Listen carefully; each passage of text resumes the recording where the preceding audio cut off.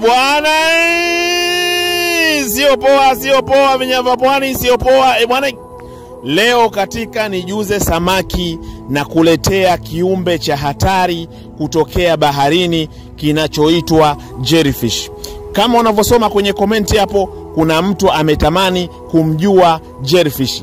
Na sisi kama kawaida yetu tunaponi tushibagi, leo tumemtia mikononi kiumbe hiki na sikiliza maajabu yake. Huyu anaitwa jellyfish, lakini sisi tunamuita pweko. Katika vile viumbe vya hatari vya baharini, basi hauwezi kumtoa kiumbe hichi. Huyu bwana akikuamba au ukigusana naye kwenye mwili wako, maumivu anayokuachia ni hatari, hayasimuliki. Maana huu ni umeme. Huyu akikupata sehemu mfano tumboni, shingoni, kwapani, mapajani, utaimba haleluya.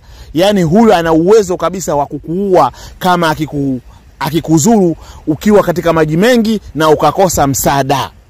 Huyu akikupiga katika mwili wako utapata maumivu ya kuwashwa na sawa anakuwa anakukausha maji katika mwili. Maana huyu ni kama umeme. Tena umeme wenyewe ni ule volti kubwa kabisa.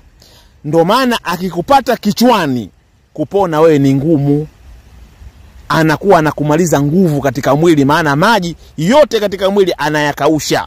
Hiki ni kiumbe cha hatari,